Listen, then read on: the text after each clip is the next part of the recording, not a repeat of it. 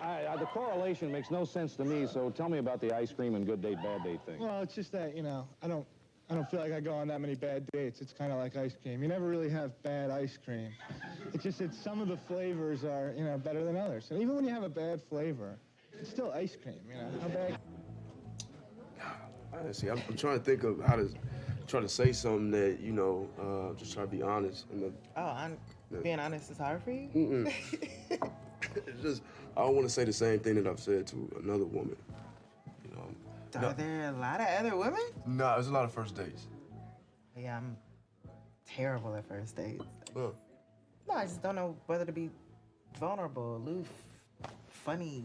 Why don't you just be yourself? I don't know who that is. Thank you. There are 86,400 seconds in a day. Let's not waste another second. Welcome to the No Advice Needed podcast. I'm your host, John Joshua. 2 first names, no middle name. I rarely take the middle ground on anything. That's why I'm good at consulting. Before you go on your next date, make the choice to be better at dating. Learn how to be better at dating so you can create memorable moments that will go viral in the heart and mind of your date and leave them craving more of you. On this episode, we will go over the 1 missing link to the mindset of dating, the 6 most confusing situations of dating, the 8 stages of dating, the 2 extremes to avoid when dating, and the 23 ways to be the GOAT of dating, the singles edition. This podcast is brought to you by tryconsultingsolutions. We know, we get it, we respect it. When it comes to your life, there's no advice needed, but just in case, tryconsultingsolutions.com for more business and personal consulting. Book a session today. Here we are, still on the journey of fulfillment in all the aspects of our lives. I'm here in California, and you are all over the world. Welcome back. Were you able to guess from the storytime segment which aspect of life we would talk about today? That particular life lesson was one of the most embarrassing moments for me, but that was my introduction to dating. Episode 3, 23 ways to be the GOAT of dating. Dating is a part of the social aspect of your life. By learning these 23 ways, you can increase your chances of finding a love interest that you are compatible with. If you don't already know or have never learned these ways, then you probably have already accidentally sabotaged a connection with someone that you were compatible with. How do you date? This is a podcast all about how. Dating starts in your mind. There is a general definition, and then there is a personal, customized definition. The general definition of dating, according to dictionary.cambridge.org, dating is to regularly spend time with someone you have a romantic relationship with. Dating means you're already doing it. But to go on a date, specifically a first date, the purpose is to explore a potential romantic vibe between 2 people. The first missing link of dating that I believe isn't taught is it's 2 people together. Oh, dating is 2 people together. I knew that. Oh, okay. All right. 2 people together working on a common goal. Did you know you were supposed to be working on a common goal when you're dating?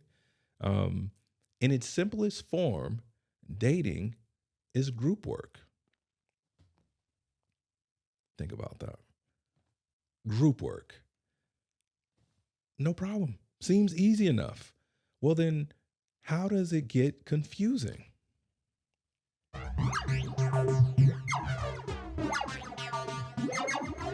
Here are the 6 most confusing situations of dating.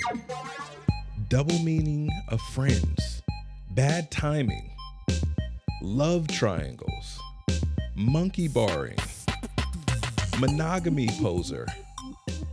Double meaning of friends. Why is the friend zone so cruel?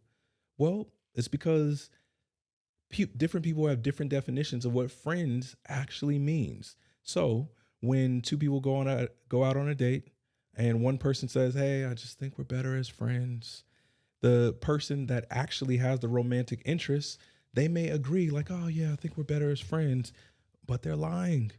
They're actually just waiting for a moment when the person that sees him as a friend no longer sees him as a friend. So they're hoping that they can score and build up points and prove how they actually belong together and they're a good fit, while the other person just sees them as a friend. So that can be very confusing. Bad timing. Even though you're in a committed relationship, you're still not married. The whole "what if something better comes" temptation is always a threat. Bad timing. Love triangles. You don't know which one is better, and you don't want anybody to get hurt, and you're stressed out about making the wrong choice. Monkey barring. You're holding on to someone you don't want while reaching and trying to grab someone you do want, but you won't let go of the don't want because you don't want to be alone. And you might not feel guilty about it. Monogamy poser. Okay. You're not really dating for the long term or for marriage. You're just like the better quality of people who are dating long term with a view to marriage. I'll repeat that one. You're not just dating for long term or a view to marriage. You just like the better quality of people who are dating long term with a view to marriage. No judgment, but there's judgment. No judgment, but there's judgment. The ultimate or the ultra prideful dater, they know that who they are dating isn't 100% into them. Maybe they're only 50% into them. Maybe they're only 35% into them, but they don't want to see them with anybody else. And that gets kind of scary because they will still stay in a relationship with the person. They will do anything they can to sabotage them from getting close to anybody else or breaking up with them. So much to the point that I have encountered different people that tell the person, "If you break up with me, I'm going to hurt myself. I'm going to commit suicide. I'm going to do these certain things." That is the ultra prideful dater. These 6 things complicate dating all the time. Let me simplify it for you.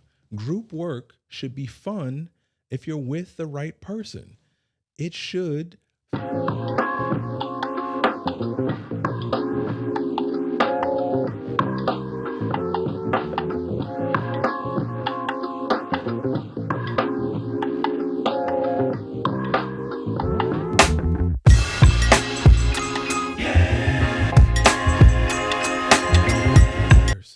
That's how it should feel. How do you date? There is no exact science on how to date. There's no scientific methods to go through: hypothesis, prediction, experiment, analyze your predictions, go through it all over again. There's none of that. What about math? Maybe there's a mathematical equation. No, there's no E equals MC squared. No Einstein in this. But there is history on how to date. Let's dig into the history of dating. Ancient times, Bible, Adam and Eve.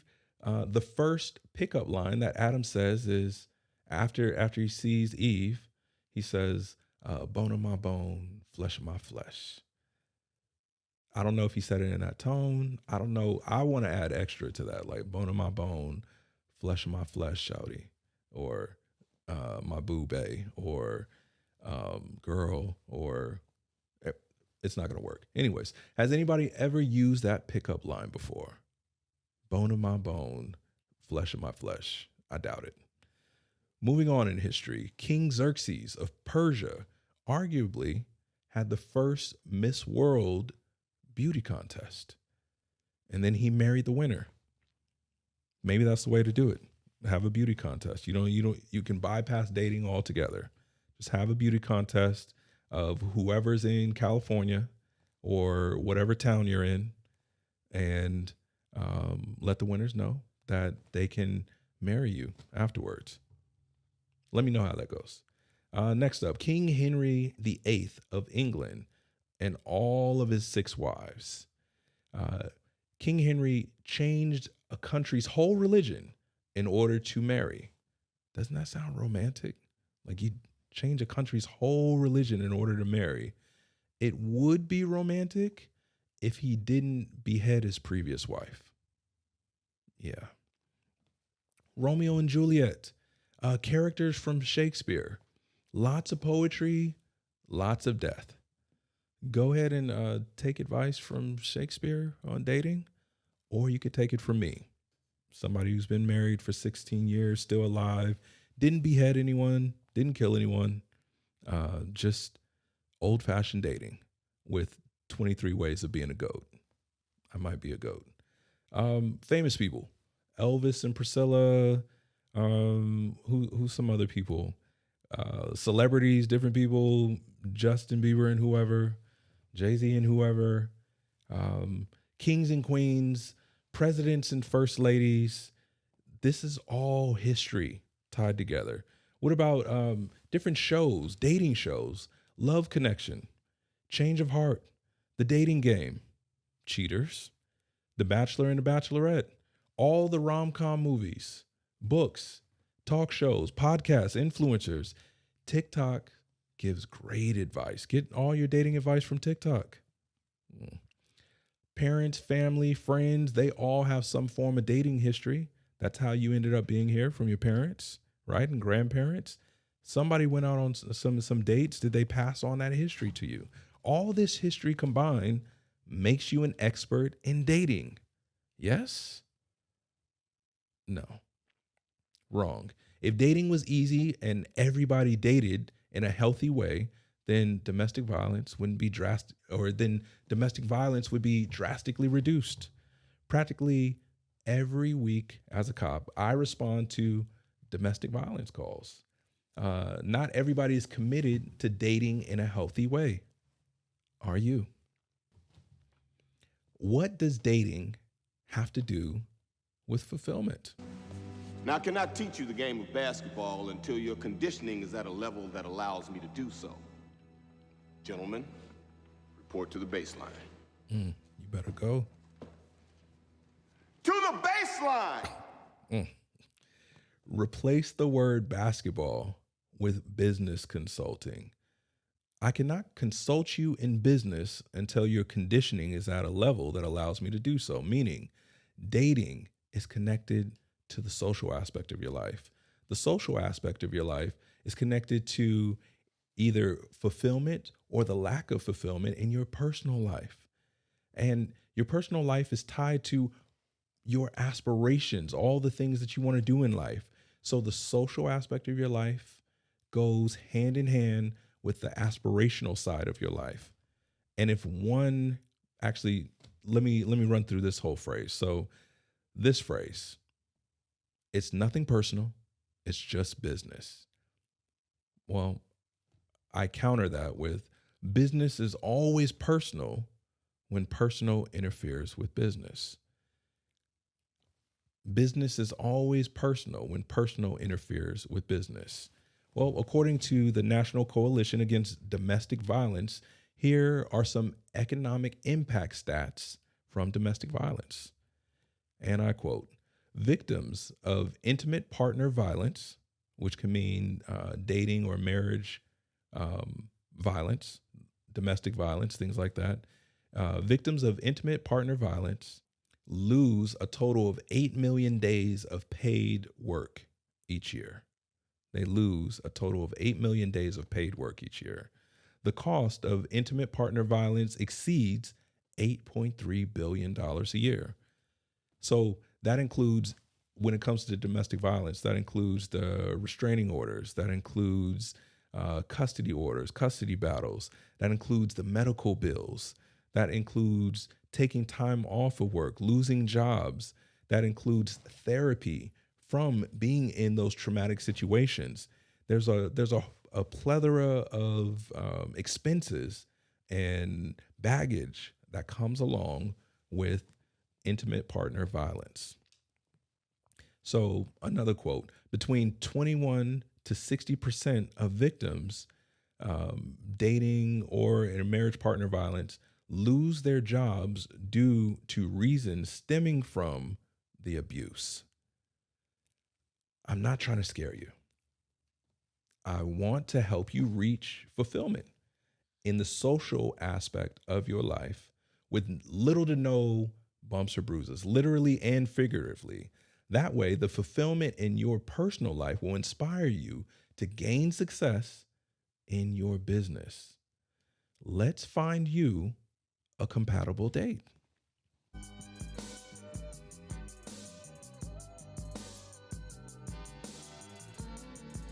So before you go on your next date, let's learn the 8 stages of dating. Here are the 8 stages of dating. Noticing. So that is you notice someone or someone notices you. Or a friend or family member notices somebody for you that they think you would find attractive or you would have interest in. So there's the notice side of things. Okay. Then there's the considering. Okay. I'm considering based on noticing somebody, gaining some interest in them. I'm considering what we might be like. Will we be compatible with each other? What is my current situation? Am I even ready to date? Hopefully they're ready to date. But while you're considering, you're gathering information. So there's an information gathering period. Who are they? Where are they from? What are they like? What are the broad strokes of who they are? Before you get into all the nuances and details. And then once you kind of figure that piece out after the information gathering, that will either let you know if your interest was just a vague, shallow interest, or is it a confirmed interest? Are you more interested into actually dating them? Then you go on a date. Dating. Then the dates go well because you caught a vibe with them, you caught a connection, you built on that connection, and you went on several dates leading to committing. After that stage, then it's loving. After that, then it's marrying. Those are the 8 stages. Now, liking the person that you want to date or are dating, liking them can come immediately. It could come as early as soon as you notice them, you just like them. You like their mannerism, you like their eyes, you like their smile, whatever the case is. But liking the person should come no later than, so it shouldn't come after, no later than the dating stage. So between noticing them and committing to them, there should be some form of liking that happens. And that liking piece is the vibe or the connection. Does that make sense? Okay. So 2 things to avoid. Let's avoid these 2 extremes when dating. Shotgun wedding mindset from one date. Shotgun wedding mindset from one date. Example here. A kid is doing group work. Let's say you're back in elementary school and you have a project coming up and you all get it. Teacher says, hey, get in a group with someone. Okay. Now, typically you want to get in groups with your best friend so you can have fun and not really do much and then turn in some passable work, right? But a lot of times the teacher may put you with someone you've never worked with before. So you're in a group, you're doing work with the person, and you handle your task. You guys work well together. You learn a little bit about them, whatever the case is. Now, just because you worked well in the group together one day, one time, doesn't mean you're going to be best friends forever. Calm down, relax. No shotgun wedding method. off of, you shouldn't be thinking about marrying them and naming kids and all those things off of one date. That's too much. You're definitely a red flag. Anyways. So the next extreme to avoid is, well, I was bored. It's just nice to get out. That type of mindset. I was bored. It was just nice to get out there. Just get out there and start dating. Like you're doing a car wash. Like just get out there and it's nice to get your car washed, or it's nice to get your nails done. No, that's not how it works. You're entering that date with bad faith. You're not actually looking for a connection. It may be nice. It might happen if they can entertain you and woo you and that whole thing. That's not group work. You're being lazy. You're using people. Stop using people. So those are the extremes. So your mindset should be to confidently seek and find a vibe or connection with a person you're going on a date with. Confidence is the key word. If you need to instantly improve your confidence, listen to episode 2.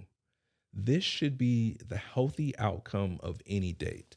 At the very most, the healthy outcome of any date is, at the very most, you find a vibe with someone.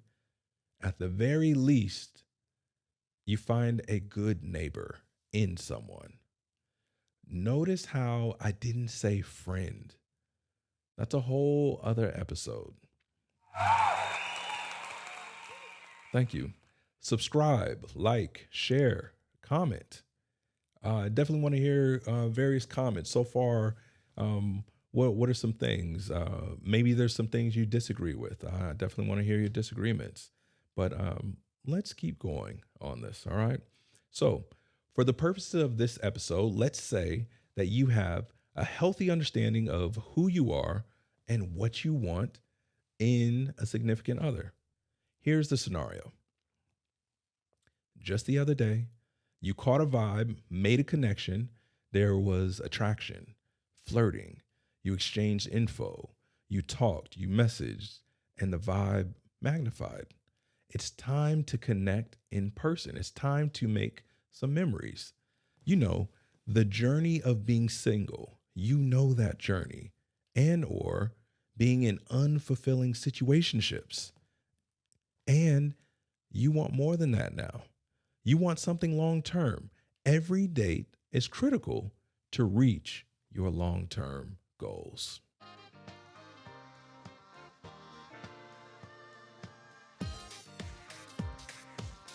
We'll go from the moment that you and the other person started to show interest in one another. So let's start from there. And or the moment that you were set up on a blind date. Here are the 23 ways to be the GOAT of dating. Number 23, know what your type is, not just physical. Back in episode 2, we talked about the My Culture playlist. Now, on that playlist, and we'll go deeper into this later on, there are red flags. There are actually default culture red flags, and those are generally centered around physical appearance, fashion style, and provision. Provision meaning what you do. Are you able to be independent? Are you able to care for yourself before dating and trying to determine if you could care for another?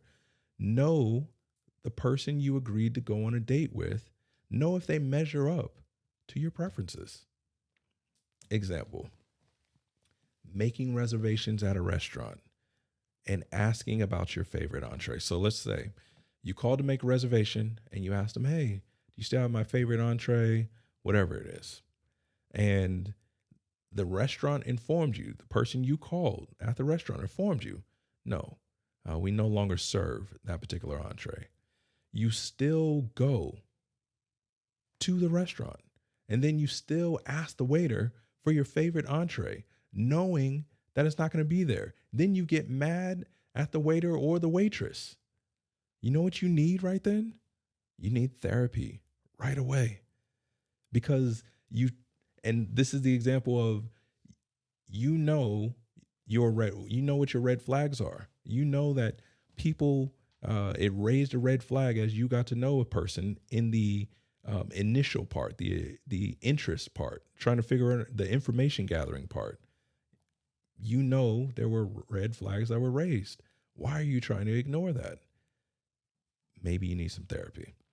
And then also consider it like if you still go to that restaurant, you still go on that date, there's ulterior motives. For some people, they're like, yeah, I know I'm not really attracted to that girl, but I'll still smash the like button anyways.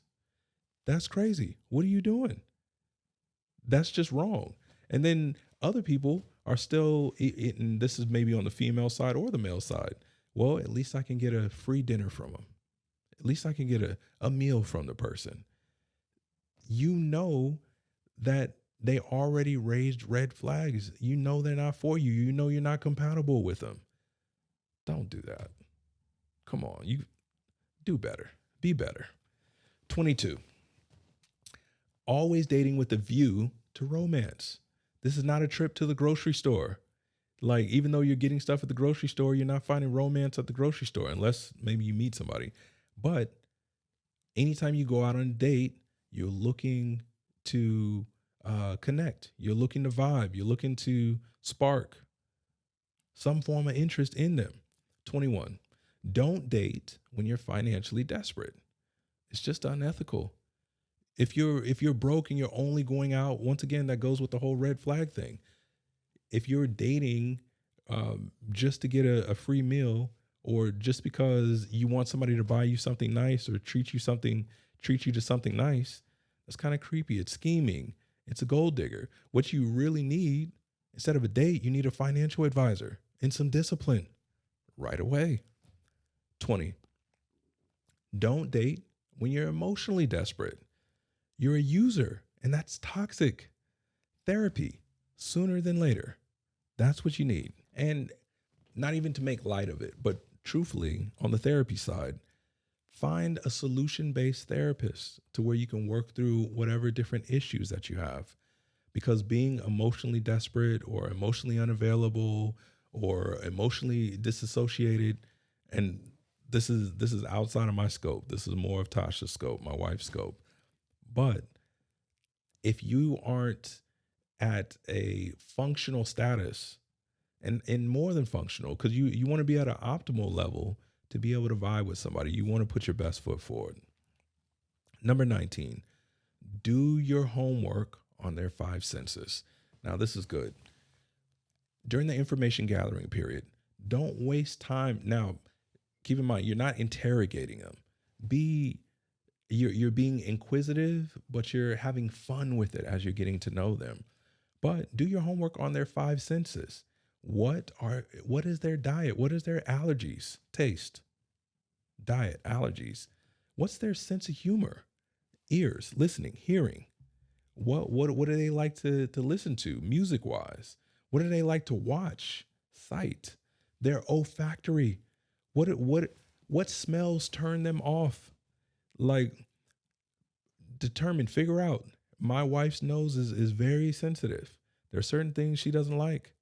And so even just recently, I asked her like, hey, I really, for my birthday, can you buy me some cologne that you like the smell of? Because I know her nose is very sensitive, and I don't want to offend her nostrils. I like dating my wife. I want to have a good time with her. If her nostrils are offended, then yeah, I'm probably not going to have a lot of fun. All right. Fashion, as far as, once again, vision, sight. Maybe there's a fashion preference. These are the things you should pay attention to, and figure out what their culture playlist is, and is it compatible with yours? Number 18, build up the anticipation. And this is all before you even go on the first date. Build up the anticipation. Daydream about them. Imagine what they look like if it's a blind date. Imagine what they're going to wear. Imagine things that you might say. Now, no one's saying, once again, not trying to get you to go into stalker realm, but trying to get you to enjoy the moment. You showed interest. You did your whole information gathering. You have a date set. You guys both are attracted to each other. That's the initial spark itself. Imagine what they're like. 17. Make his or hers, make them a playlist. What songs do you think about? Maybe what movie? And then you could choose to share it with them or not share it with them. But at least you can build up some type of fun little thing in your head. And at the very least, consider a song that reminds you of the person. Maybe there's a moment. Maybe there's a funny line. Maybe they look like, some movie star you have a crush on. Whatever the case is, like, consider that this kind of goes back to the daydreaming and imagining. Just enjoy the moment. You get to do that. All these things. This is date preparation. These the first numbers that I laid out here. You should do all of this. All of this should be completed before the date.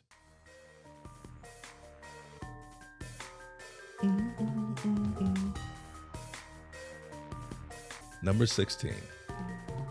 Change and get ready in different locations. Now, this is more, this actually ties into the married edition of this, but change or get ready in different locations, like it's prom or like it's a wedding, like it's a TV show.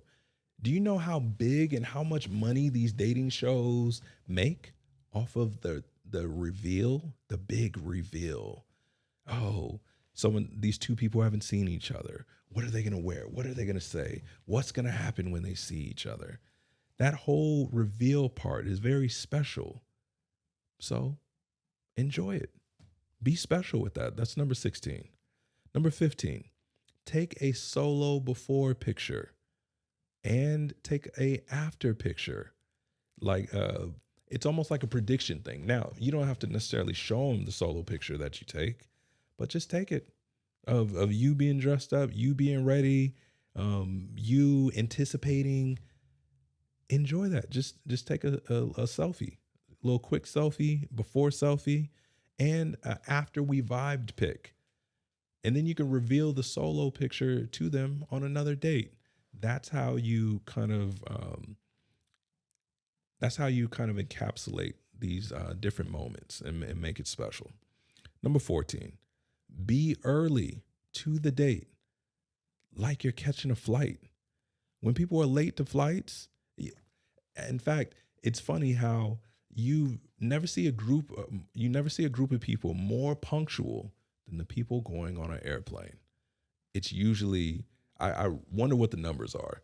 It's usually only like maybe one person out of every 10 flights, or maybe it's even more, that they're late to their flight and they end up getting left. Don't get left. By showing up late, by not being punctual to a date, the vibe is already gone, or it's dwindling away. Number 13, turn off your "that's what's wrong with the world" radar. So if you're naturally a pessimistic person, if you're always looking to critique the world, turn that off. That has no place in this particular situation. Yes, I know it's me. I shouldn't have to change myself, or they should just accept me of how I am, who I am. Do you want to build a vibe or not? Do you want to stop being lonely or not?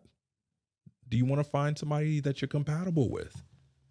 Turn off the radar. Turn off that's what's wrong with the world. Look at how that person looked at me. Look at how she said that. Look at how they're driving. Look at how they're eating. How come people can't close their mouth when they chew? All right. Number 12, focus on the vibe. It's bigger than politics and affiliations and rhetoric and propaganda. You're missing the vibe. I know there's all this stuff out there, the red pill and feminism and manosphere and Republican, Democrat. What parties are you with? Are you an activist? Are you not an activist? Focus on the vibe. Nothing else matters. Shout out to Lauryn Hill. I don't care about your horoscopes either. Don't worry about the horoscopes. It's about the moment. Subscribe to the channel. If you like this information, hit the bell for notifications, like, share, comment. Definitely want to hear your comments. I want to hear your comments about all of this. What are some tips or advice that I have not said yet? Which one of these is most helpful to you out of these tips? Which ones don't you agree with? Let's have the conversation. My comment section right now is empty. I think there was like one comment I saw, and it was like a promo thing. Whether you're a YouTube subscriber or a Spotify follower, let's talk about it. Let's have some conversations. We're gonna have a lot of fun as time goes on. Let's just enjoy these moments. Number 11, little to no cell phone use, like you're in a movie theater. You just might miss the vibe. Vibrate is still a ringtone. It still makes noise. Silence your phone. Capture a little media. This isn't a reality show. Spinning narratives. This isn't all about you and your IG stories. Stop complaining about the angles. Like, if the guy's taking a picture, don't complain about the angles so much of how he missed it. We're not professional photographers. I suck at it. I'm probably going to get it wrong. However, stop blinking in the photos too. Please help me out. When you look back on the moment, there's going to be one special picture anyways. Don't just take a few pictures. This isn't a 25-page spread for Fashion Week in New York. Calm down. Number 9, courtesy greetings, courtesy laughs in the beginning. At the very beginning, maybe you meet up with the person and they're not as cool as you, or they're not as funny as you, or they're not as stylish, or maybe they're not as mannerful, but you come in ready to do the group work side, ready to be a good partner, coming in with the goal to find out if you have a spark or a connection or a vibe. Sometimes there's going to be a little courtesy greeting, a courtesy laugh, something that's not really all that funny, or just being nice. Be nice. Number 8, don't be difficult and call it flirting. Testing people is juvenile. We don't want to be juvenile. We want to get to the love part. We want to get to what makes dating special. And that's where we are right here. I think you've forgotten what actually makes dating special. You know what's interesting? With the dating piece, if you actually consider it like this, don't forget what it's like to be a kid that gets overly excited about things that they want. My oldest daughter, she's grown. She still dances just at the mere taste of good food. When you were a kid and you really wanted something, whether it was a Christmas gift or a bike or to go to your favorite restaurant or to get ice cream, like, it's still ice cream, just like the skit said earlier. Be excited about these things. That's the goal. That's where we're headed. That's what we want. That excitement for seeking out, chasing a vibe or connection, that's contagious. And that's when you can have a special moment with somebody. Get excited in the same way that a kid does. You have an opportunity to find a vibe and build on it. Don't miss the opportunity. Number 7, no hide and seek. This is a part of it too. So you already did the information gathering. You already expressed interest in a person. You've already noticed them. You already observed. During the information gathering period, you actually determined that they had some things in common with your culture subs, your My Culture playlist. What cultures do you subscribe to? And as you learn more about them, you find out like, oh, wow, we are so much alike in this, and this. And that's what happens? That's when you can have more enjoyable moments. That's when you can actually reach that 1,000 million type moments of memories. This is what we're here for, the consensual interview. Once again, this is not an interrogation. This is an interview, but it's a friendly interview. No Miranda warning is needed. There's no custody involved, no interrogation. This is for your personal side. Stay with me. You're almost at GOAT status here. We're headed here to number 6. Flattery without lying. No love bombing. So give compliments. Don't be scared about that. It's fine. It's better to over compliment than to not compliment at all because you're trying to be too cool. So no love bombing also. Let it be truth. Let it be true. Have truth to it. Does that make sense? Number 5, positive reframes.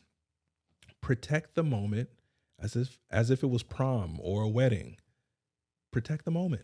So Tasha and I, we went out on a date, and it was like our first or second date. And she sat down. We went to the movies. She sat down in a chair in the movie seat, and there was gum in the chair. So she got up, and she had gum on the back of her pants. And my wife is the type of person that can ruin an outfit, that can ruin a moment, that can ruin a date. But I wanted to keep it going. I was trying to overcome everything. So I just gave her my jacket and let her wrap it around her waist. And once that happened, I protected the moment. That's what you have to do. I saw one lady recently where it was some post where they're at their wedding, husband and wife, and they're bringing in the cake, and the person drops the whole cake. The group of people, it's this huge cake, falls on the ground. The bride is crying. She's sad.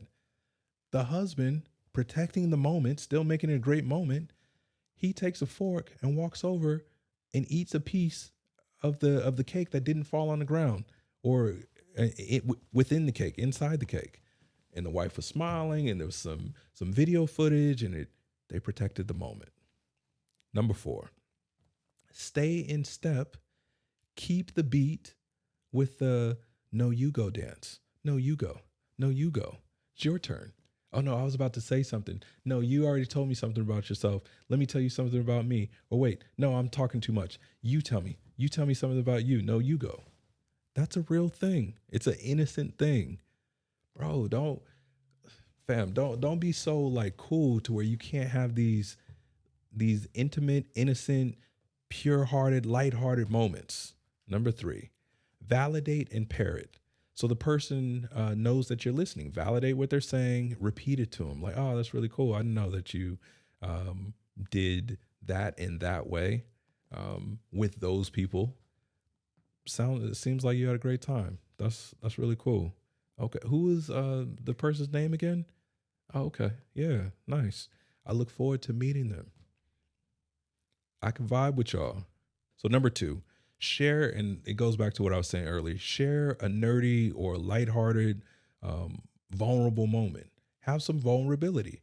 Everybody has some type of lightheartedness that goes on, including the hardest criminal. I've arrested in 2015, I became a cop. And when I got out on the street in 2016, there were still different people that weren't aware of, like, they had cell phones, but it was burner phones. And some people didn't know how to use the Wi-Fi so much. But it's just funny watching like people that were, documented gang members trying to go to Starbucks to get some Wi-Fi, to get some expensive coffee, to just do normal people stuff. There's still some lightheartedness. Like, I'm sure whether they have kids or not, no matter how cool you are, no matter how hard you are, there's something vulnerable about you, something that's nerdy, something that's quirky, something that's lighthearted. Have those moments while you're dating. But at the same time, keep your crazy in check. Like, I'm a little neurotic at times. Only my wife knows this because I can keep it in check. 4 bonus tips before we end. 1D. No comparisons to past exes, even if it's a compliment. Now's not the time to talk about your ex. It's just the first date or the first few dates. No comparisons. Don't bring them up at all. That's silly. It ruins the vibe. And it makes it look like you're not over your ex if you're still thinking about your ex. 1C, side hugs on a date. Side hugs on the date to anybody that comes along. So some people will see you out in public and be like, hey, haven't seen you for a long time. Side hug with that person. No pectoral muscle to their personality muscle or hugs. We're grown. We can say it. No chest to breast hugs of random people that are your supposed friends. And that goes for guys and girls. So just keep that in mind. Of course, if it's your parents, you can hug them however you choose, but just be aware. You're trying to build a vibe here. You're not trying to have anybody distract from that. And you never know these so-called friends that you may have, the type of look or the type of body language that they may give off to the other person because they're secretly trying to get at you. It's happened. 1B, don't force affection. Read the choosing signals of your date. Determine, as you get to know them, who's the more subtle person when it comes to things, who's the more blunt person. And if you can't tell if the person you're dating is subtle or blunt, they're subtle by default. They're subtle. Be careful with those things. Don't force affection on anyone. All right, 1A, one person pays, the other person tips. And then you could switch it up later, but it still shows contribution that I don't want you to pay for everything. Even if the meal is really expensive, it's still nice to know that at the very least, another person, the person you're dating, is willing to contribute 15%, 20% if you're a good tipper. And don't be a cheap tipper, like some change or $1.50. Otherwise, don't tip at all. Anyways, number 1, we made it. Be brave enough at the end of the date. If you had a connection, you had a vibe, there was a spark, be brave enough to share your conclusion. And if there was no spark, be brave enough to share that. No love bombing, no shotgun wedding, no games, and not the old cliche, I had a nice time. It was a really nice time. Thank you. Be real. I think I'm vibing with you. I think we made a connection with some of the things. Can we keep building? And once again, if there's nothing there, then don't force it. Don't force it out of financial desperation or emotional desperation. If you're going to have to go be lonely for a little while, so be it. But don't force it just so you can have connection. That's the wrong type of connection. It's not even a romantic connection. It's a distorted connection. All right, we made it. We made it. Here we are. Now we're at the final segment of this podcast, and it's called Wrong Again. This is where I air out my grievances and disagreements with popular, redundant, useless rhetoric that hinder people from achieving fulfillment in various aspects of their lives.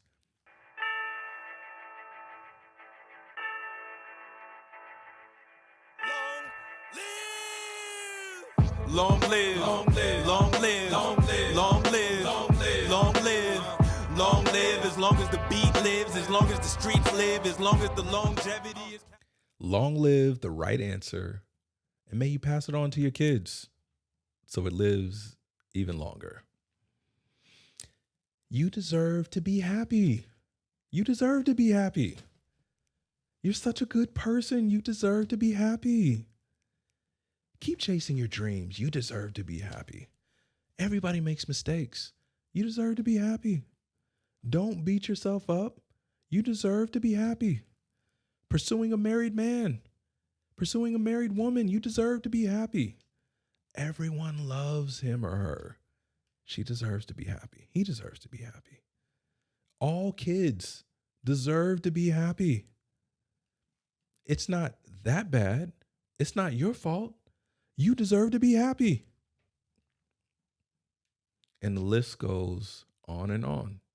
The phrase, you deserve to be happy, is fruit from the poisonous mindset tree. Each second that you are alive, You are merely afforded the opportunity to be happy. Whether you deserve it or not is to be determined daily. History shows us that from century to century, these are the things that are guaranteed to change. Locations, landscapes, sceneries, food, technology, colloquialisms, fashion, culture. But the journey, starting with two people liking each other, progressing into loving each other, remains the same. Whether you're single or married, if you're striving to enhance the romantic vibe between you and your significant other, then why not strive to be the GOAT of dating? It's just my 2 cents, but it could be worth a humble billion. Sincerely, John Joshua, 2 first names, no middle.